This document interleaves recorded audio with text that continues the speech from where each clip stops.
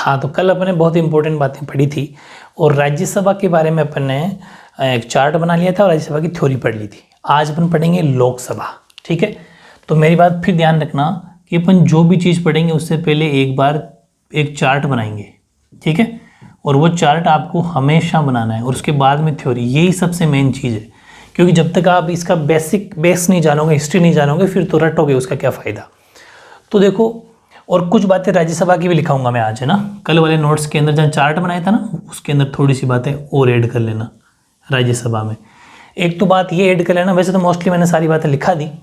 एक दो बात ये लिख देना कि राज्यसभा के अंदर जो है ना, जो राज्यसभा का सदस्य जो खड़ा होना चाहता है कि या फिर कोई राज्यसभा सांसद बनना चाहता है, उसकी एज की बात लिखवानी थी मुझे, ठीक है। वो 30 ईयर्स का होना चाहिए, 30 साल मतलब कि आयु, ठीक है। 30 साल जिसकी है वो राज्यसभा का सांसद बन सकता है। एक बात तो ये 30 ईयर्स, जबकि इसके अंदर लोकसभा के अंदर एज होनी चाहिए, मतलब कि आयु होनी चाहिए 25 ईयर्स या फिर 25 या 25 से ज़्यादा। एक बात तो ये, दोनों में डिफरेंस ये है, ठीक है।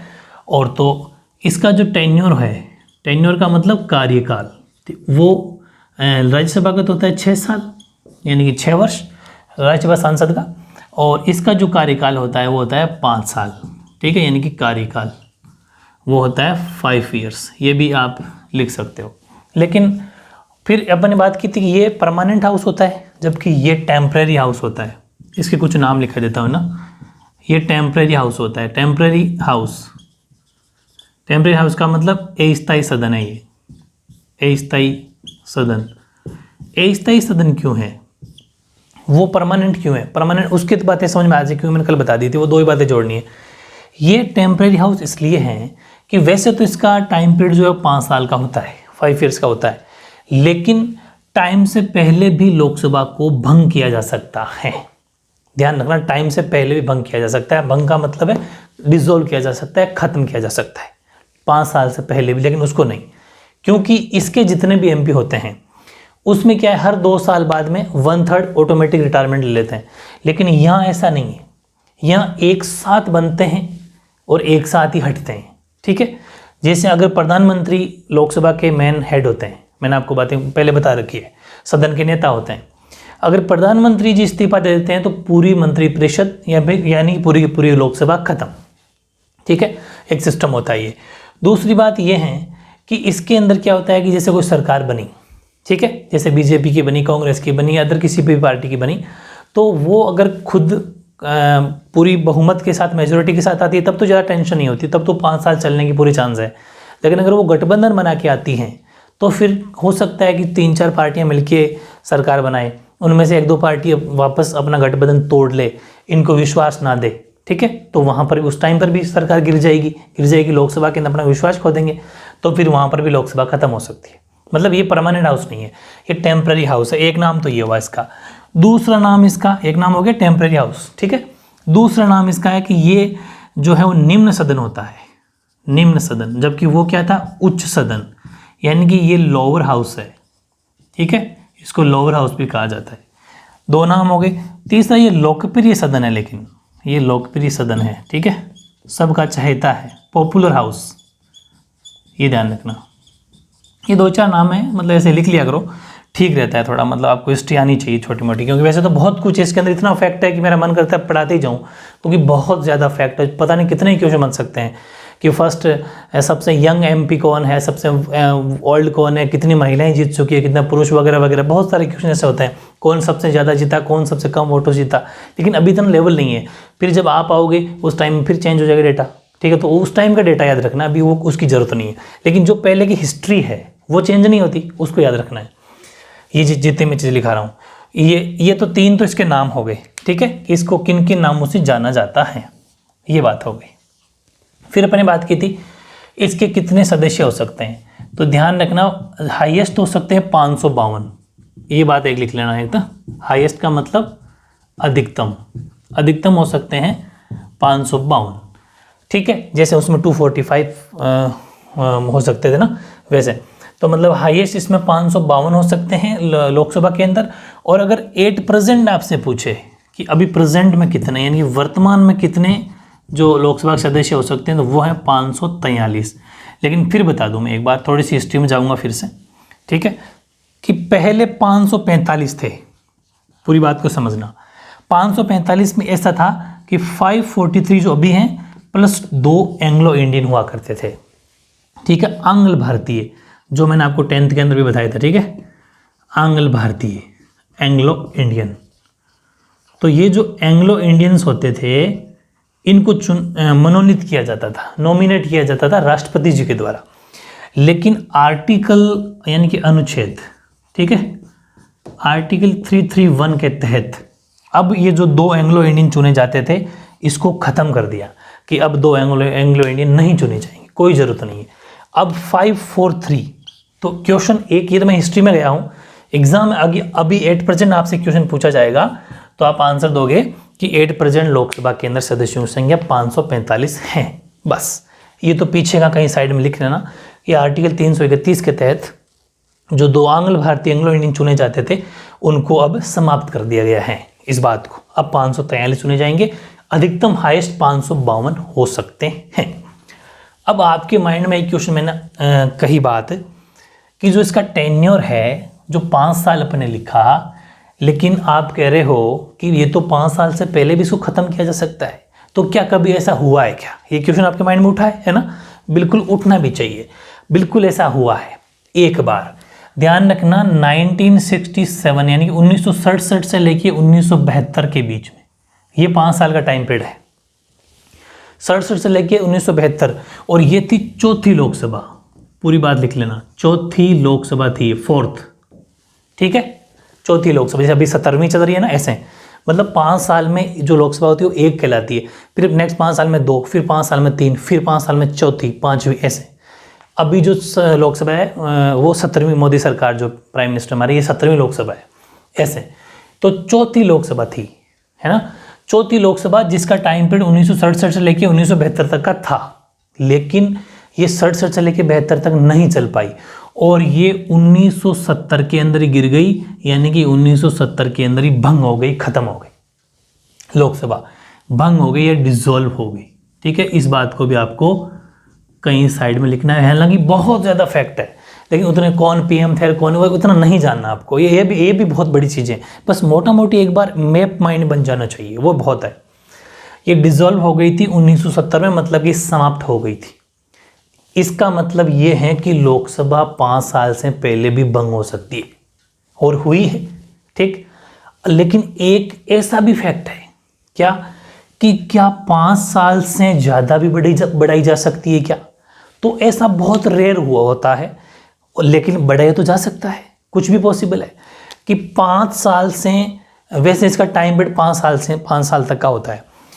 एक लोकसभा थी 5वीं, इस चौथी के बाद जस्ट 5वीं, ठीक है, और ये जो 5th लोकसभा थी, जो 5वीं लोकसभा थी, उसका टाइम पीरियड था 71 से लेके 76, 1976, ये इसका टाइम पीरियड था, क्योंकि 70 में खत्म हो गई थी, 71 में नहीं बनी भाई, 70 में खत्म हो गई थी, एक्चुअल में तो 72 तक होनी थी, लेकिन नहीं हुई ना, 70 पे खत्म हो गई, तो अब जो बनेगी वो 5वीं कहलाएगी, लेकिन 1971 के अंदर 5वीं बनी, ठीक है।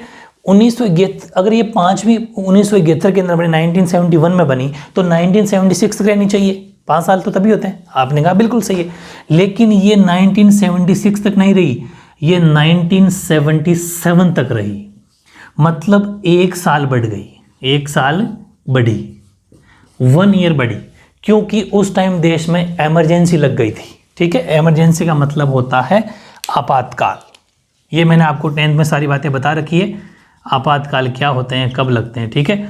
तो देश में लग गई थी इमरजेंसी, और जब इमरजेंसी लग जाती है उस टाइम पर चुनाव कराना पॉसिबल नहीं होता, ठीक है। तो उस टाइम पर जो है उसी को एक्सटेंड कर दिया जाता है, ऐसी मुसीबत की घड़ी जब आती है तब। तो आपातकाल इमरजेंसी होने की वजह से 1 साल बढ़ाई भी गई है, तो इसका मतलब है ना टेम्परेरी हाउस, है ना अस्थायी सदन, लेकिन ये जो राज्यसभा है ये परमानेंट हाउस है, ये फिक्स है अपना, इसको कोई चेंज नहीं कर सकता। लोकसभा का मामला इस तरीके से चलता रहता है, ठीक है, कोई गारंटी नहीं है। बहुत सरकारें गिरी है, ऐसी सरकारें भी जो 6 महीने चली, 1 महीना चली, 5 महीने चली। अटल बिहारी वाजपेयी की सरकारें खूब गिरी जब वो बीजेपी सरकार बनी थी। तो मतलब बहुत सारे ऐसे पीछे की थ्योरी वहाँ नहीं जाना, बिल्कुल नहीं जाना। बस ये चीज़ें एक एक समझनी है। ये सिर्फ एक ही बार भंग हुई है और एक ही बार एक्सटेंड हुई है, ऐसा कुछ फैक्ट आपको याद रखना है, ठीक है। और 552 हाईएस्ट हो सकते हैं, 543 ये बातें मैंने आपको बता दी, ये कुछ नाम है, ये सब बातें। और आर्टिकल 80 के अंदर इसका स्ट्रक्चर सब कुछ बातें थी। ये है आर्टिकल, लोकसभा का अनुच्छेद अगर लिखना चाहो तो लोकसभा का स्ट्रक्चर हो गया 81 में, आर्टिकल 81, ठीक है। तो ये कुछ चार्ट है जो आपको उतारना है।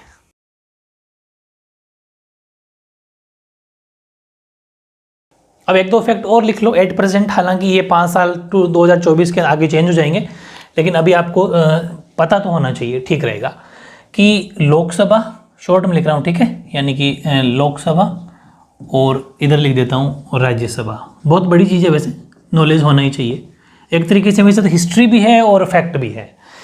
लोकसभा और राज्यसभा की बात करता हूँ। देखो लोकसभा के अंदर अपने में से ही, मतलब जो भी 543 जो सदस्य होते हैं उन्हीं में से, ध्यान समझना, एक तो होता है लोकसभा अध्यक्ष, ठीक है, और एक होता है लोकसभा उपाध्यक्ष। बात को समझना, यानी कि एक तो होते हैं स्पीकर और एक होते हैं डिप्टी स्पीकर, डिप्टी स्पीकर। वैसे ही राज्यसभा के अंदर मामला अलग है। राज्यसभा में होते हैं राज्यसभा के सभापति, राज्यसभा का सभापति, और एक होता है उपसभापति, यानी कि चेयरमैन, और एक हो जाएगा डिप्टी चेयरमैन, डिप्टी चेयरमैन। ये दो बातें हैं, समझ गए। मतलब इनकी पोस्ट का नाम अलग अलग है।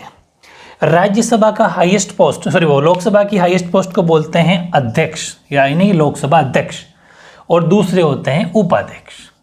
वैसे ही राज्यसभा में होते हैं सभापति और उपसभापति, चेयरमैन एंड डिप्टी चेयरमैन, ठीक है।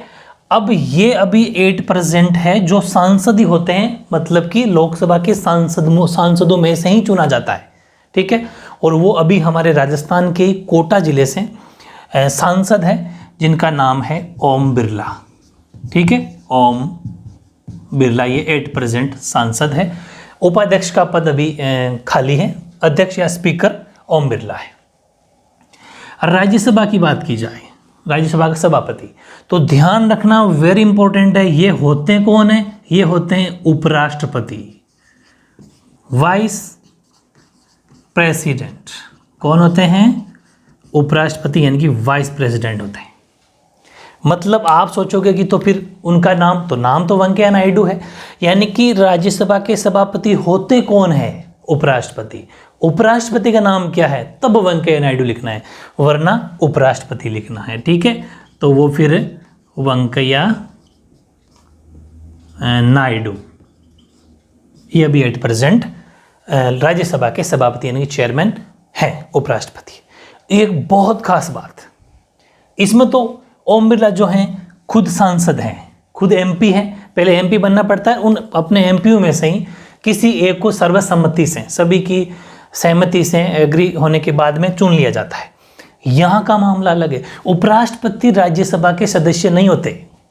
बहुत बड़ी चीज, ये जो वेंकैया नायडू हैं ये राज्यसभा में जीत के नहीं आए, इनको राज्यसभा में जीत के आने की कोई जरूरत नहीं है, अलग से ही होते हैं ये, समझ गए। उपराष्ट्रपति जो होते हैं वो राज्यसभा के सदस्य नहीं होते। सबसे बड़ा क्वेश्चन है, फेवरेट, कॉम्पिटेटिव एग्जाम का फेवरेट है कि जो उपराष्ट्रपति होता है ना वो राज्यसभा का मेंबर नहीं होता, ठीक है, राज्यसभा का मेंबर नहीं होता, यानी कि राज्यसभा का मेंबर का मतलब होता है सदस्य, राज्यसभा का सदस्य नहीं होता। बात समझ में आ गई? ध्यान रखना। और उपसभापति हाँ अभी हैं, जरूर हैं, हरिवंश नारायण सिंह भी लगाते हैं आगे, पूरा नाम ये हरिवंश नारायण सिंह अभी हमारे उपसभापति हैं राज्यसभा के, ठीक है। तो ये कुछ फैक्ट भी 8% आपको लिख लेना चाहिए ताकि नॉलेज रहे।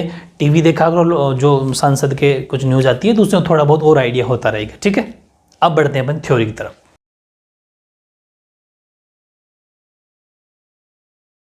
अब देखो थ्योरी, ठीक है। तो लोकसभा के अंदर हम बात करते हैं। तो सबसे पहले इलेक्शन यानी कि निर्वाचन। तो निर्वाचन के लिए क्या होगा कि लोकसभा का निर्वाचन सबसे बड़ी बात है कि प्रत्यक्ष विधि से होता है, जबकि राज्यसभा का अप्रत्यक्ष विधि से होता है। ये अपन को पता चल गया, ठीक है। इस प्रत्यक्ष विधि का मतलब हो गया कि जनता खुद वोट करती है अपने एमपी को, इसे बोलते हैं सांसद। चाहे वो राज्यसभा का वो भी सांसद ही कहलाता है, लेकिन लोकसभा वाले को एमपी बोलते हैं, सांसद बोलते हैं। इसको डायरेक्ट जनता वोट करती है, ठीक है। और एक चीज़ तो ये होगी, लोकसभा के लिए जनता सीधे सदस्यों को खुद चुनती है। तो Lok Sabha is an indirectly elected body, indirectly नहीं, सॉरी ना, डायरेक्ट इलेक्टेड बॉडी है ये, डायरेक्ट कर लो इसको, ठीक है, डायरेक्ट इलेक्टेड बॉडी, ठीक है। तो Lok Sabha is an direct elected body, the Lok Sabha is directly elected by the people, ठीक है। जनता के द्वारा लोकसभा के सदस्य को चुना जाता है, ये बात समझ में आ गई। ऐसे आपको पॉइंट बना बना के लिखना है, ठीक है। फिर सेकंड है निर्वाचन क्षेत्र। निर्वाचन क्षेत्र का मतलब जो अपन ने पढ़ा था ना, कितना, किस आधार पे आप, तो वही जनसंख्या की इसमें है, वही पॉपुलेशन है। मिनिमम 10 लाख की पॉपुलेशन होनी चाहिए, 10 लाख से ज़्यादा मतलब कम से कम 10 लाख, ऊपर तो हो सकती है। तो 10 लाख कम से कम है, तो वहाँ पर एक सांसद को चुन लिया जाता है। लोकसभा के लिए पूरे देश को लगभग समान जनसंख्या वाले निर्वाचन क्षेत्रों में बांट दिया जाता है। समान का मतलब कि 10 लाख से जितने भी ऊपर है, 25-30 लाख तक है, ये इतना एरिया, ठीक है, उसमें एक एमपी हो गया। लेकिन कम से कम 10 तो होनी चाहिए, 10 लाख जनसंख्या होनी चाहिए। और प्रत्येक निर्वाचन क्षेत्र में एक प्रतिनिधि को चुना जाता है, एक जने को चुना जाता है। यानी कि अगर कॉन्स्टिट्यूएंसी की बात करें तो for the purpose of election the entire country is divided into territorial constituency of रफली इक्वल पॉपुलेशन, ठीक है। और 1 representative is elected from each constituency. एक निर्वाचन क्षेत्र के अंदर की एक बंदे को, एक प्रतिनिधि को चुना जाता है, एक ही जने को, ठीक है। मतलब अलग अलग पार्टी के तो हो सकते हैं, फिर उनके लिए इलेक्शन हो जाएगा, जो जीतेगा सो जीत जाएगा। ये बात मैंने अभी बता दी आपको कि अभी संख्या 543 है, 543 है। ये जो संख्या है ये 1971 से चली आ रही है। 1971 की जो पॉपुलेशन जनसंख्या की गणना हुई थी, वहाँ से अभी तक यही मामला चल रहा है कि 543, ठीक है। अब कोई आगे पॉपुलेशन आएगा, कोई रूल आएगा, तो वो आगे की बात है, ठीक है। यानी कि इस समय लोकसभा के 543 निर्वाचन क्षेत्र हैं और ये संख्या 1971 से चली आ रही है। अब क्वेश्चन तैयार हो सकता है छोटा। पहली बात तो ये कि एट प्रेजेंट कितनी पॉपुलेशन, वो मैंने भी आपको चार्ट में समझा दिया, 543 वाला जो पूरा चार्ट आपको याद है। और ये कब से चली आ रही है, तो 1971 से चली आ रही है, ये भी आपको याद रखना है, ठीक है। और इलेक्शन डायरेक्ट मेथड से होता है, मतलब कि प्रत्यक्ष विधि से होता है, ये भी ध्यान रखना है। तो 2-3 छोटे क्वेश्चन भी इसमें से बन सकते हैं। फिर इलेक्शन मेथड यानी कि निर्वाचन विधि क्या है, इनका इलेक्शन कैसे होता है लोकसभा के सदस्य का या फिर सांसद का, तो वही है सार्वभौमिक वयस्क मताधिकार, यानी 18+, ठीक है। जो भी बंदा होगा वो अपना वोट कर सकता है। ये चीज़ें मैं आपको पहले बता चुका। तो लोकसभा सदस्यों का चुनाव सार्वभौमिक वयस्क मताधिकार के आधार पर होता है, जिसमें प्रत्येक व्यक्ति की, अच्छा ये ध्यान रखना कि जो सार्वभौमिक वयस्क मताधिकार तो मतलब हो गया जो 18+ है या फिर जो 18 का हो गया वो वोट कर सकता है। लेकिन ये नहीं है हर व्यक्ति के वोट का मूल्य यानी कि वैल्यू सेम है, कि जैसे कि ए नाम का कोई व्यक्ति अगर वोट डालने जाता है तो उसका मतलब एक ही वोट गिना जाएगा, और वहीं पर अगर एम नाम का वोट डालने जाता है तो उसका मतलब भी एक ही वोट गिना जाएगा। मतलब कहने का ये है कि अगर कोई भी बंदा, अगर एक जना कोई वोट करने जाता है तो उन चाहे कोई कितने भी लोग करो, सबके वोट का मूल्य बराबर होता है। ऐसा नहीं कि ये बड़ा आदमी है तो इसके एक वोट डालेगा, इसका 10 वोट जितना होगा, नहीं, वोट मूल्य हमेशा इक्वल रखा जाता है, ठीक है। ये भी ध्यान रखना। इसका मतलब आपके माइंड में एक क्वेश्चन उठ रहा होगा कि ये क्या बात कहने की थी, कोई बात का मतलब ही नहीं है, कोई एक जने का वैसे भी एक ही वोट गिना जाता है। बिल्कुल सही सोचा, लेकिन इसके पीछे बहुत बड़ा लॉजिक है कि यहाँ पर तो अपना एक वोट का मतलब, एक व्यक्ति का मतलब एक वोट ही है, मतलब एक व्यक्ति एक वोट, सबके वोट बराबर है। लेकिन ये बात क्यों लिखी गई? जब हम प्रेसिडेंट पढ़ते थे, राष्ट्रपति जी पढ़े थे, पूरी बात को ध्यान से समझना, बहुत इंपॉर्टेंट चीज़ है। प्रेसिडेंट का मतलब हो गया राष्ट्रपति। जब राष्ट्रपति का चुनाव होता है ना, राष्ट्रपति को अपन इनडायरेक्ट मेथड से वोटिंग होती है, अपन तो वोट करते नहीं, अपन तो एमएलए एमपी जिता के भेज देते हैं, वो राष्ट्रपति जी को वोट देते हैं। तो वहाँ पर जब एमएलए वोट करने जाता है, ठीक है, तो वहाँ पर एक फॉर्मूला अप्लाई होता है। मतलब कि जैसे सपोज एक एमएलए वोट करने के लिए गया, तो ये जो मेंबर ऑफ लेजिस्लेटिव असेंबली है, एक विधायक जब वोट करने जाता है राष्ट्रपति को, तो यहाँ पर इसका एक वोट नहीं गिना जाएगा, उसका मत मूल्य निकाला जाता है, मतलब उसके वोट की वैल्यू निकाली जाती है। कैसे? सपोज मैं राउंड फिगर में लिख देता हूँ ऐसे ही, सपोज 30 लाख लिख देता हूँ, 30 लाख, ठीक है, 30 लाख लिख देता हूँ, ये लो, हाँ, मतलब फॉर्मूला ये निकलेगा, अगर एक एमएलए का वोट निकालना हो, राष्ट्रपति जी को वोट करने की बात कर रहा हूँ मैं, वहाँ पर ये फॉर्मूला लगता है कि उस स्टेट की पॉपुलेशन कितनी अपॉन जिस भी स्टेट से वो एमएलए आता है, विधायक या विधानसभा अध्यक्ष चुन के आता है, उस स्टेट में कितने एमएलए हैं। पॉपुलेशन किसकी? पॉपुलेशन का मतलब जनसंख्या किसकी? उस राज्य की, उस स्टेट की, अपॉन वो जिस विधानसभा से आता है, तो विधानसभा सदस्य संख्या, विधानसभा संख्या, ठीक है, यानी कि जो मेंबर ऑफ लेजिस्लेटिव असेंबली है, टोटल कितने एमएलए उसके स्टेट में, वो इनटू 1/1000, ये फॉर्मूला लगता है। जैसे कि कोई एक स्टेट है, उसकी ये जनसंख्या है, पॉपुलेशन है, और उस स्टेट के अंदर सपोज इतने एमएलए हैं, एग्जाम्पल ले रहा हूँ, ठीक है, इतने एमएलए इनटू 1/1000। पूरी बात समझ में आ गई? इसको सोल्व करने से एक एमएलए के वोट की वैल्यू निकलेगी। इसका मतलब ये हुआ, ये 0 से ये 0, 3 0 से 3 0, ये कट गया, तो 100 वोट हो गया, मतलब 100। इसका मतलब एक एमएलए ने जब एक वोट किया, एक एमएलए अगर जाएगा जिस भी इस नाम के स्टेट का, जिस भी स्टेट के, सब अलग अलग स्टेट के एमएलए से अलग अलग वो निकलती है।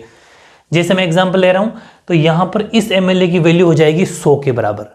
वोट एक पड़ेगा लेकिन वहाँ पर 100 कहलाएंगे, ठीक है, 100। तो जिस स्टेट का एमएलए है, हर स्टेट से अलग अलग एमएलए आते हैं, और हर स्टेट से, हर राज्य से अलग अलग विधायक की जो वोट वैल्यू है वो अलग अलग होती हैं। इसको दिमाग में फिट कर लेना, ठीक है। इसलिए ये राष्ट्रपति जी के चुनाव में जो बातें काम आती है ना, इसलिए यहाँ पर इस शब्द का यूज़ किया है, लेकिन यहाँ पर ऐसा नहीं है। यहाँ पर एक जना वोट डालेगा तो उसका मतलब एक ही होगा, लेकिन राष्ट्रपति जी के लिए फिर अलग सिस्टम है। जैसे अगर मैं कह दूँ यूपी है, तो यूपी की पॉपुलेशन ज़्यादा है, तो वहाँ का कोई एमएलए अगर जीत के आता है तो उसका मत मूल्य अलग होगा। राजस्थान से अगर जीत के आता है, राजस्थान का अलग होगा। जैसे सपोज ये राजस्थान का है मान लो, तो राजस्थान के अंदर अगर, हालांकि ये तो 200 एमएलए, लेकिन एग्जांपल ये है, तो यहाँ पर 100 वैल्यू हो गई। और ये अगर सपोज यूपी या बाहर का, बिहार का कहीं का होता, और उसकी सपोज पॉपुलेशन थी, मैं लिख देता हूँ राउंड फिगर में ऐसे ही, ये लो, ठीक है, और वहाँ की जो एमएलए थे वो सपोज थे, ऐसा मान लेते हैं 20 उस स्टेट में, और फिर 1/1000 ये हो गया, 3 0 से 3 0, इससे ये कट गया 2 से। तो यहाँ पर एक एमएलए की मतलब पावर या वोट वैल्यू कितनी होगी? 200। यहाँ पर एमएलए की वोट वैल्यू कितनी होगी? 100। ऐसे निकाला जाता है, लेकिन ये फॉर्मूला सिर्फ और सिर्फ राष्ट्रपति जी के इलेक्शन में काम में आता है और नहीं, ठीक है। तो यहाँ अपन राष्ट्रपति जी की बात नहीं कर रहे हैं, ये कुछ एक्स्ट्रा बातें लिख लेना आप चाहो तो, कि राष्ट्रपति के इलेक्शन में जब एक एमएलए का वोट कैसा है, मतलब कि मत मूल्य, ठीक है, कैसे निकाला जाता है वो लिख सकते हो, ठीक है। ऐसे ही एमपी का भी निकलता है, मतलब मेंबर ऑफ पार्लियामेंट, सांसद, लेकिन सिर्फ और सिर्फ प्रेसिडेंट के इलेक्शन में। ये बहुत एक्स्ट्रा बातें थी, तो इसको आप अलग से उतार सकते हो। बाकी देखो यहाँ पर तो एक ही मतलब, एक वोट, एक जना तो एक vote. The election Lok Sabha through universal adult suffrage where the value of vote of every individual would be equal to another, ठीक है, बराबर वैल्यू है। नेक्स्ट बात करते हैं कार्यकाल की। तो कार्यकाल 5 वर्ष के लिए होता है, यानी टेन्योर जो the Lok Sabha is elected for a period of 5 years, but लेकिन टाइम से पहले इसको हटाया भी जा सकता है, ठीक है। But before the completion of 5 years the Lok Sabha can be dissolve if no party और नो कोalition कैन फॉर्म द गवर्नमेंट, और if the prime minister advises the president to dissolve the Lok Sabha and hold fresh elections. अगर राष्ट्रपति जी कहीं तब हट सकती है, या फिर कोई गठबंधन की सरकार ना बने तब भी हट सकती है, यानी लेकिन यदि कोई दल या दलों का गठबंधन सरकार न बना सके, या प्रधानमंत्री राष्ट्रपति को लोकसभा भंग करने और नए चुनाव कराने की सलाह दें, तो लोकसभा 5 वर्ष से पहले ही भंग हो सकती है। ऐसी कंडीशन भी मैंने अभी आपको बता दिया था शुरुआत के अंदर, पूरी बातें जो चार्ट बनवाया था कि कितनी बार लोकसभा भंग हुई, वो सारी बातें आप समझ गए, ठीक है, वही चीज़ है। नेक्स्ट, ये लोकसभा की बातें इतनी थी जो थ्योरी आपको लिखनी थी। अब है राज्यसभा। वापस मैं राज्यसभा क्यों लेके आया? राज्यसभा अपन पढ़ चुके। अब देखो एक सिस्टमेटिक ढंग से पढ़ेंगे अपन। पहले राज्यसभा के बारे में जान लिया, चार्ट बनाया, थ्योरी पढ़ी। लोकसभा का चार्ट बनाया, थ्योरी पढ़ी। अब राज्यसभा की पावर पढ़ेंगे, फिर लोकसभा की पावर पढ़ेंगे, दोनों की शक्तियाँ पढ़ लेंगे, ठीक है। तो देखो राज्यसभा की शक्तियाँ क्या? Right the powers of the Rajya Sabha. तो सामान्य राज्यसभा वैसे क्या करती है, मैंने आपको एक बात बताई थी कि जो मनी बिल है, जो धन विधेयक है, वो सिर्फ और सिर्फ लोकसभा में पास होता है, राज्यसभा में नहीं होता। लेकिन उसके ऊपर कुछ ये संशोधन के लिए फिर कुछ चेंजेस के लिए वापस भेज सकती है, इतनी सी पावर इसके पास में है। और सामान्य जो विधेयक होते हैं वो तो इसी में पास होते हैं, क्या कि सामान्य विधेयकों पर विचार कर उन्हें पारित करती है और धन विधेयकों में चेंजेस संशोधन प्रस्तावित करती है, बस। Considered and approved non money bill and suggest amendment to money bill, यानी कि सिर्फ मनी बिल तो देखो ये एक फॉर्मेलिटी है, वैसा तो लोकसभा में पास होता है। राज्यसभा अगर चाहे तो इसमें कह सकती है कि थोड़ा चेंजेस कर दो, लेकिन लोकसभा पर डिपेंड करता है वो चेंज करे या ना करे, क्योंकि वो इसके लिए बाध्य नहीं है, इसके लिए कोई बॉन्ड नहीं है कि करना ही पड़ेगा, नो, कोई जरूरी नहीं है। लेकिन हाँ, जो नॉन मनी बिल है, नॉन मनी बिल इसके अंदर भी पास होता है, पहले लोकसभा फिर राज्यसभा दोनों पास होता है, तो उसके लिए तो ये पारित करती है, लेकिन मनी बिल के लिए नहीं, ठीक है। दूसरा, कोई कॉन्स्टिट्यूशनल अमेंडमेंट अगर करना है अपन को, संविधान में कोई संशोधन करना, तो फिर दोनों में पास होगा, लोकसभा में होगा, राज्यसभा में होगा। तो राज्यसभा के पास में पावर है कि अगर कॉन्स्टिट्यूशनल अमेंडमेंट करना पड़ेगा तो ये उसको अप्रूवल करेगी, ठीक है। तो अप्रूव्स कॉन्स्टिट्यूशनल अमेंडमेंट, संवैधानिक संशोधनों को पारित करती है, ठीक है। नेक्स्ट है, प्रश्न पूछकर तथा संकल्प और प्रस्ताव प्रस्तुत करके कार्यपालिका पर नियंत्रण करती है, बिल्कुल सही। ये क्वेश्चन पूछ सकता है, ठीक है, क्वेश्चन पूछ सकता है मेंबर्स को, और उनको कुछ हिदायत दे सकता है, कुछ उनसे मतलब कि ऐसा मान लो कि इंट्रोड्यूस हो सकता है उनसे, मतलब बहुत सारी बातें हैं जो सिंपल, यानी कि उससे क्या कर सकता है, कोई प्रस्ताव प्रस्तुत करके मतलब उनके ऊपर थोड़ा कंट्रोल कर सकता है। जैसे ऐसा मान लो एक टीचर है, टीचर स्टूडेंट से क्वेश्चन पूछता है कि बताओ इसका आंसर, इसका मतलब उसका कुछ ना कुछ उस बच्चे पर कंट्रोल है, ठीक है, बच्चा वापस आंसर भी देगा, वो छोटी मोटी पावर वो भी इसके पास है। यानी कि एक्सरसाइज कंट्रोल और executive by asking questions, introducing motions and resolution, ठीक है, और उसमें थोड़ा नियंत्रण भी, कंट्रोल भी काम करती है। हालांकि भी पूरी पावर नहीं हो, थोड़ी 2-4 पावर अपन और लिखेंगे, उसके बाद में अपन लोकसभा की पावर भी पढ़ लेंगे।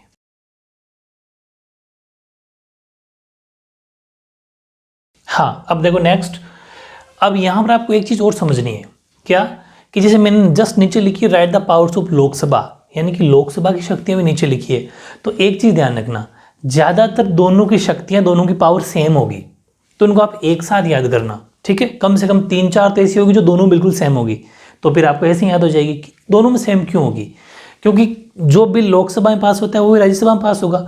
तो जब लोकसभा में पास होगा तो लोकसभा कहेगी मेरे पास पावर है, और वही बिल फिर राज्यसभा में अगर जाएगा सहमति के लिए तो वो कहेगी मेरे पास ही पावर है। लेकिन अपन को दोनों को एक साथ याद कर लो ताकि आपको बार बार याद नहीं करना पड़े। जैसे कि ये वाला पॉइंट है, ये जो लिखा ना अभी, ये इसमें भी काम आ जाएगा। कैसे कि राष्ट्रपति और उपराष्ट्रपति का चुनाव में भागीदारी करती है, मतलब कि उसमें ये पार्टिसिपेट करती है, और उन्हें और ध्यान रखना, उन्हें और सर्वोच्च न्यायालय का जो न्यायाधीश होगा वो और उच्च न्यायालय का जो न्यायाधीश होगा वो, उनको हटा सकती है। कौन? राज्यसभा। क्यों? ये क्या मतलब हुआ? ये मतलब इसलिए हुआ क्योंकि अगर आपको राष्ट्रपति जी को, उपराष्ट्रपति जी को, सर्वोच्च न्यायालय के न्यायाधीश को, यानी सुप्रीम कोर्ट के जज को या फिर हाई कोर्ट के जज को हटाना है ना, उनके पद से, प्रेसिडेंट को चाहे वाइस प्रेसिडेंट को, इन चारों को, तो आपको लोकसभा और राज्यसभा में दोनों के साथ मेजोरिटी के साथ बिल पास करना पड़ेगा। तो इसका मतलब इसके पास ही पावर है, वो क्यों पावर इसके पास है, तो एक साथ याद हो जाएगी। ठीक है, न्यायाधीशों को हटा सकती है। और उपराष्ट्रपति, अच्छा एक यहाँ तक तो दोनों में सेम है। देखो ये रहा, इसका लोकसभा में काम आ जाएगा आपके, तो अभी साथ में पढ़ लेते हैं कि राष्ट्रपति और उपराष्ट्रपति का चुनाव करती है तथा उन्हें सर्वोच्च न्यायालय तथा उच्च न्यायालय के न्यायाधीशों को हटा सकती हैं। Elects the president and vice president and removes जजेस of supreme court and high court. ये वाला पॉइंट और ये वाला पॉइंट, ठीक है, और ये वाला पॉइंट, ये हो गया सेम। ठीक, तो एक साथ याद हो गया। यही लोकसभा में याद करना है, राज्यसभा में याद करना है।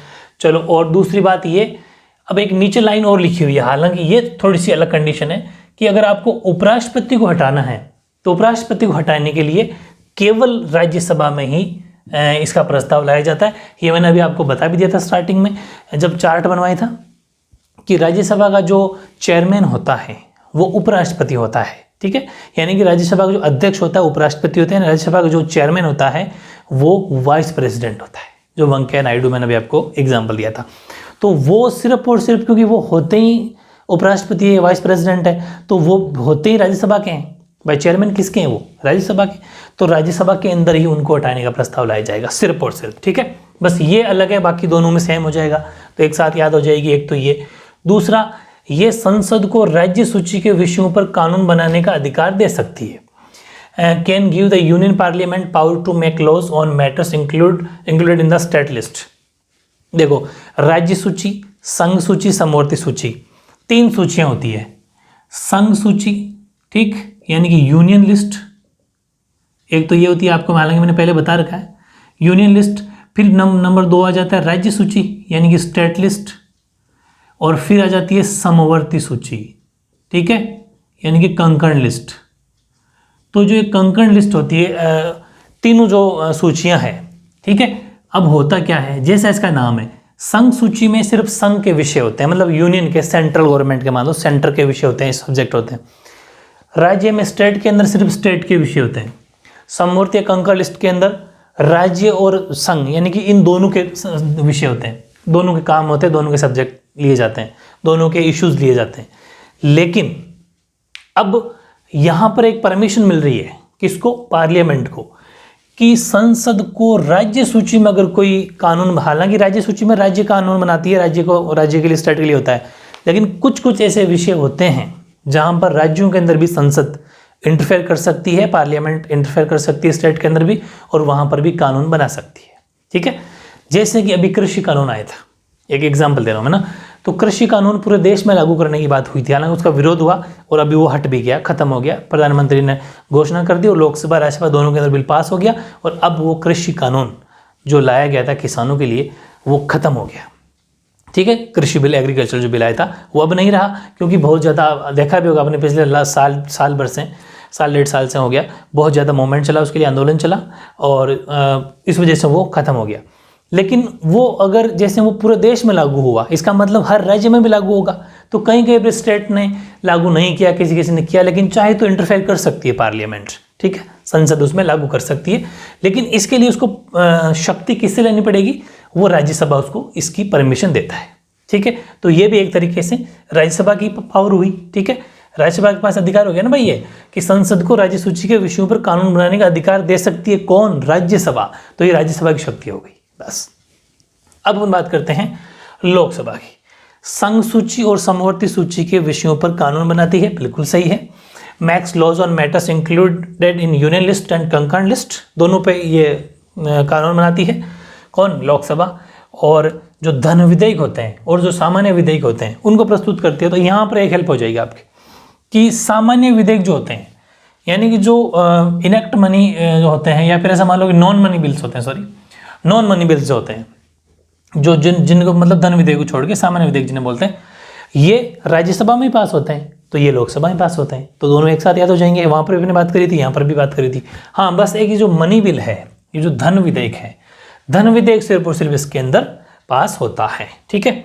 और दूसरी बात, जो कर के प्रस्ताव हैं, बजट हैं, वार्षिक वित्तीय वक्तव्य हैं, ये सब की स्वीकृति तो यहीं से मिलेगी, ये ध्यान रखना। 2 बातें हैं, कर का मतलब हो गया टैक्स, कितना टैक्स लगेगा, जीएसटी कब लगेगी, ये सीजीएसटी, जितने भी ये बिल पास होते हैं ना, सब लोकसभा से होते हैं, ठीक है। तो ये करों का, जितने भी टैक्सेस का, बजट कितना रखना है, क्या रखना है, जितने बजट पास होंगे, जो भी वार्षिक वित्तीय वक्तव्य, इसका मतलब ये होता है कि अब जो फाइनेंशियल ईयर जो होता है, मैंने जो बताया था आपको अप्रैल से, वो वाला, तो 1 साल के टाइम पीरियड में किस फील्ड में कितना कितना पैसा खर्च होना है, ये सारे कुछ मैटर लोकसभा के अंदर पास होते हैं, ठीक है। ओके, इन सब की स्वीकृति कहाँ मिलती है, लोकसभा में मिलती है। यानी approves proposal for taxation, budgets and annual financial statements, जो भी वार्षिक प्रतिवेदन आएगा वो सब कुछ लोकसभा में पास होगा। फिर ये वाली जो पावर है, ये देखो, प्रश्न पूछकर फिर वापस पूरक प्रश्न का मतलब होता है प्रश्न का प्रश्न, फिर से पूरक प्रश्न, उसी पे वापस है क्वेश्चन। तो प्रश्न पूछकर या पूरक प्रश्न पूछकर या कोई प्रस्ताव लाकर या फिर कोई अविश्वास प्रस्ताव लाकर ये कार्यपालिका पर कंट्रोल करती है, कौन, लोकसभा। लोकसभा के, मैंने आपको कहा था, ये टेम्पररी हाउस है, ये अस्थायी सदन है, इसको कभी भी हटाया जा सकता है। ये कब तक है, जब तक लोकसभा के अंदर विश्वास है। जैसे कि अभी अगर मोदी सरकार है और वो अभी फुल मेजोरिटी में है, मतलब कि बहुमत के अंदर बनी हुई सरकार है, अगर वो अभी तो चलो मेजोरिटी में है तो ज़्यादा टेंशन होगी नहीं, लेकिन फिर भी एग्जाम्पल ले रहा हूँ, फिर भी अगर उनके 100 MP कह देगी हम सहमत नहीं है कोई बिल से या फिर किसी भी चीज़ से, तो सरकार गिर सकती है ना। तो जब तक लोकसभा में विश्वास है, जब तक ही सरकार है, वही चीज़ है। लोकसभा क्या करती है, लोकसभा सदन जो चलता है ना, वो कुछ काम करती है। एक तो क्वेश्चन पूछती है, क्वेश्चन पूछती है, यानी आस्किंग क्वेश्चन, सप्लीमेंट्री क्वेश्चन, और resolutions and motion and through no confidence motion, और अविश्वास प्रस्ताव भी लाया जाता है सामने वाली पार्टियों के खिलाफ। हालांकि अविश्वास प्रस्ताव की यहाँ पर कंडीशन बनती नहीं अभी एट प्रेजेंट तो, क्योंकि जब बहुमत या मेजोरिटी होती है तो वहाँ पर अविश्वास प्रस्ताव आता ही नहीं है। अविश्वास प्रस्ताव का मतलब ये होता है कि वो ज़्यादातर कहाँ लाया जाता है, जब सरकार बहुमत या मेजोरिटी में नहीं बनी हुई हो, बहुत सारे गठबंधन जुड़ के सरकार चल रही है, तो फिर सामने वाले जो विपक्ष की पार्टी होती है उसको थोड़ा अंदेशा हो जाता है कि आजकल इनकी थोड़ी बहुत अनबन चल रही है, तो वो उसका फ़ायदा उठाते हैं और फिर वो लोकसभा के अंदर अविश्वास प्रस्ताव लेके आ जाते हैं, है ना। तो फिर वो ये कहते हैं और फिर कि अगर आप एकजुट हो तो वोट करके बताओ कि हमारे प्राइम मिनिस्टर यही रहेंगे, इनके लिए वोट करो। तो फिर सारी जो वो अगर फुल मेजोरिटी में उनका सभी गठबंधन वाली जो पार्टियां मिली हुई है यस कर देते हैं तब तो ठीक है, वरना उसी समय गवर्नमेंट गिर जाती है, सरकार गिर जाती है, लोकसभा खत्म। ये ध्यान रखना। तो ये सब बार बार जो चेंजेस या कोई भी सिस्टम लाया जाता है वो लोकसभा में लाया जाता है, ठीक है, ओके। और ये चीज़ वापस सेम है, संविधान में कोई भी संशोधन करना है तो दोनों में पास होगा, लोकसभा राज्यसभा दोनों पास होगा, तो दोनों के पास में पावर है। ये अपने राज्यसभा में पढ़ी थी, वो यहाँ पर पढ़ ली। अप्रूव्स द प्रोक्लेमेशन, सॉरी ये रहा, अमेंड्स द कॉन्स्टिट्यूशन, यानी कि संविधान के अंदर कोई भी अगर संशोधन करना है तो वो इसके पास में पावर है, वो राज्यसभा के पास में पावर, दोनों के पास सेम है। आपातकाल की घोषणा को स्वीकृति देती है, बिल्कुल। Approves the proclamation of emergency, आपातकाल का मतलब होता है देश में अगर युद्ध की स्थिति बन गई हो, बाहर अटैक पड़ गया हो, या फिर राज्यों के अंदर भी कोई गड़बड़ हो गई, तो इमरजेंसी की अगर घोषणा करनी है तो वो लोकसभा करेगी, ठीक है, ओके। फिर ये वाला अपन अभी पढ़ लिया, ठीक है। ये वाला लास्ट बच गया। फिर समिति और आयोगों का गठन करती है और उनके प्रतिवेदनों पर विचार करती है। Establishes committee and commissions and considered their reports, कोई भी अगर आयोग बनाना हो, जैसे अभी योजना आयोग बनाया, योजना आयोग, जो भी आयोग बनाया, कमीशन बनाना हो, कुछ ऐसी कोई समितियां बनानी हो, कमेटी बनानी हो, ये सब लोकसभा तय करती है, वही उस पर ध्यान रखती है, क्योंकि मेन काम तो लोकसभा का ही होता है, प्राइम मिनिस्टर इसी में बैठते हैं और प्राइम मिनिस्टर के पास सारी पावर है, तो इस अकॉर्डिंग आप समझ सकते हो इसको, ठीक है। ये तो दोनों की अपने शक्तियां पढ़ ली, राज्यसभा की और लोकसभा की, दोनों की अपने नॉर्मल शक्तियां, जिसे बोलते हैं सामान्य शक्तियां, नॉर्मल पावर्स, या फिर ओनली फॉर पावर्स। लेकिन एग्जाम में 2 मार्क्स में क्वेश्चन ऐसा आ जाए कि स्पेशल पावर ऑफ राज्यसभा और स्पेशल पावर ऑफ लोकसभा, यानी कि राज्यसभा और लोकसभा की विशेष ताकत क्या है, विशेष शक्तियां क्या है, विशेष, और विशेष का मतलब क्या होता है, इस वर्ड का क्या मतलब होता है, विशेष। विशेष का मतलब ये होता है कि ऐसी शक्ति जो सिर्फ और सिर्फ लोकसभा में जाए, या फिर ऐसी शक्ति जो सिर्फ और सिर्फ राज्यसभा में जाए। मतलब ये है कि ऐसी कोई पावर जो सिर्फ और सिर्फ लोकसभा के पास हो, राज्यसभा के पास न हो। जैसे कि धन विधेयक, मनी बिल सिर्फ और सिर्फ लोकसभा के अंदर ही पास किया जा सकता है, राज्यसभा के अंदर नहीं। नॉर्मल कोई वो कुछ चेंजेस की बात करती है, लेकिन वो चेंजेस की बात करने का औचित्य कहाँ रह जाता है, जब उसके पास में ताकत है ही नहीं, क्योंकि लोकसभा माने या न माने ये कोई उस पर बॉन्ड नहीं है, तो फिर राज्यसभा के पास कोई पावर थोड़ी हुई, नहीं, ना के बराबर। इसीलिए कहा जाता है कि मनी बिल, धन विधेयक सिर्फ और सिर्फ लोकसभा में लाया जाता है। लेकिन एक चीज़ है जो राज्यसभा के अंदर, जैसे कि ये वाली चीज़ लिखी, क्या कि यदि केंद्र सरकार राज्य सूची के किसी विषय, जो राज्य सूची का विषय होगा, तो इसका मतलब आप तुरंत दिमाग में क्लिक कर जाना चाहिए कि वो किसी स्टेट की बात कर रहा है, किसी राज्य की बात कर रहा है। तो राज्य सूची के किसी विषय की अगर कोई बात चल रही है, ब्रैकेट में एक बात लिखी है, जिस पर केवल राज्य की विधानसभा कानून बना सकती है। पूरी बात समझना। If the union parliament wishes to remove a matter from the state list, bracket में क्या लिखा हुआ है, over which only the state legislature can make law, जिस पर सिर्फ और सिर्फ राज्य की विधानसभा ही कानून बना सकती है। जैसे कि मैं कह दूं हरियाणा राज्य है और हरियाणा की विधानसभा के अंदर हरियाणा की विधानसभा ही कानून बना सकती है, ऐसा कोई विषय है, ठीक है, जबकि वो उसके अंडर में आता है हरियाणा में। लेकिन यदि केंद्र सरकार राज्य सूची किसी विषय को राष्ट्रहित में संघीय सूची या समवर्ती सूची को ट्रांसफर करना चाहें तो राज्यसभा की स्वीकृति आवश्यक है। बहुत बड़ी चीज सीख रहे हो। हालांकि अपने एक बात कह दी, राज्य सूची यानी स्टेट लिस्ट, ये जो अपन इसमें बात ली है ना, ये वाली बात को समझना। हालांकि अपन ब्रैकेट में ही लिख रहे हैं कि केवल राज्य की विधानसभा ही कानून बना सकती है। हाँ ठीक है, केवल वही बना सकती है, लेकिन सेंट्रल गवर्नमेंट से ऊपर तो कोई भी नहीं है ना, क्योंकि हमारी पार्लियामेंट से ऊपर तो कौन है। तो अगर केंद्र सरकार अगर चाहे कि नहीं, हालांकि केंद्र सरकार को पता है कि ये राज्य सूची के सब्जेक्ट है, लेकिन अगर वो उसमें इंटरफेयर करे, क्योंकि मामला कैसा होना चाहिए, राष्ट्रहित का काम होना चाहिए। अगर राष्ट्रहित की कोई बात हो ना, तो वहाँ पर मतलब जो हमारी संसद है वो इंटरफेयर कर सकती है। वहाँ पर भले ही वो सब्जेक्ट है विषय राज्य सूची का या कोई फिक्स स्पेशल किसी राज्य का या स्टेट का क्यों ना हो, क्योंकि मामला देश का है और राष्ट्र का मामले के अंदर कोई रोक नहीं सकता। मामला सिर्फ और सिर्फ होना यही चाहिए, लेकिन राष्ट्रहित का ही, और नहीं। जैसे आप कह दो कि राजस्थान है तो राजस्थान पुलिस का कोई मैटर है, तो राजस्थान पुलिस का मैटर राजस्थान ही सोल्व करेगा, वहाँ पर कोई ये संघ सूची या फिर मतलब यूनियन लिस्ट वगैरह कोई इंटरफेयर नहीं कर सकती। हाँ, अगर कोई देश के लिए मामला हो, जैसे तिरंगे झंडे के लिए कुछ हो या हमारे राष्ट्रगान के लिए कुछ बात चल गई हो, हमारे यहाँ की जो नेबर कंट्री है, पड़ोसी देशों से कोई हमारे यहाँ से कोई सूचना भेज रहा हो, ऐसा कोई मामला हो, है ना, तब भले ही वो राज्य का क्यों ना हो इंटरफेयर कर सकती है। कौन? ये केंद्र सरकार। ठीक है, तो फिर उस टाइम पर अगर केंद्र सरकार उस मामले में जब इंटरफेयर करेगी तो उसको राज्यसभा से परमिशन लेनी पड़ेगी। ये बहुत बड़ी ताकत है जो लोकसभा के पास नहीं है, समझ गए। यानी कि अगर ऐसा मामला हो, हस्तांतरित करना चाहे, तो उससे राज्यसभा की स्वीकृति आवश्यक है, जरूरी है। राज्यसभा हाँ करे तो ही मामला आगे बढ़ेगा, वरना नहीं। तो होगी ना स्पेशल पावर, ये ध्यान रखना है। यानी कि if the union parliament wishes to remove a matter from the state list, वो ब्रैकेट वाली बात बोल दी मैंने, to either the union list और concurrent list in the interest of the nation. ध्यान रखना, ये वर्ड मत भूल जाना, बस सिर्फ और सिर्फ यही मामले के अंदर हो सकता है, बाकी तो नहीं, बाकी इंटरफेयर नहीं कर सकते। Interest of the nation, the approval of Rajya Sabha is necessary. ठीक है, ये तो राज्यसभा के पास में एक ही पावर स्पेशल है। चाहो तो ये भी जोड़ सकते हो कि उपराष्ट्रपति को हटाने का प्रस्ताव केवल राज्यसभा में, लेकिन ये कोई खास पावर नहीं। ये करने के बाद में अपन एक क्वेश्चन और लेंगे, स्पेशल पावर्स ऑफ लोकसभा। ठीक है, उसके पास में 2 शक्तियां स्पेशल है।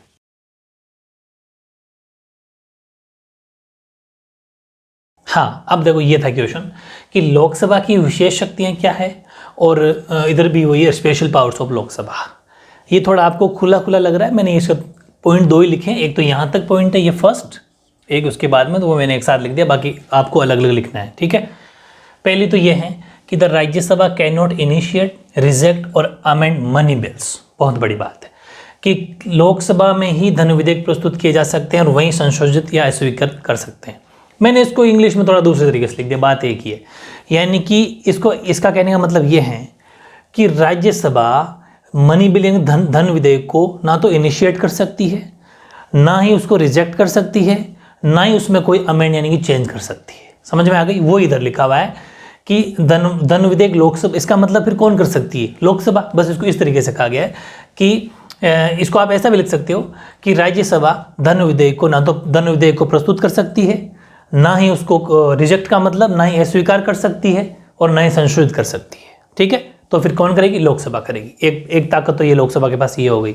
ठीक है, दूसरा, the council of ministers is responsible to the Lok Sabha and not Rajya Sabha. मंत्रिपरिषद केवल लोकसभा के लिए लोकसभा के प्रति उत्तरदायी होती है, राज्यसभा के प्रति बिल्कुल नहीं। मंत्रिपरिषद का मतलब है जितने भी मंत्री, इंक्लूड प्राइम मिनिस्टर, प्रधानमंत्री, वो सारे मंत्री लोकसभा के प्रति उत्तरदायी होते हैं, न कि राज्यसभा के प्रति। राज्यसभा का कोई लेना देना नहीं है। हाँ, राज्यसभा ज़्यादा और तो कुछ नहीं कर सकती, लेकिन वो सरकार की बुराई कर सकती है, आलोचना कर सकती है, बस।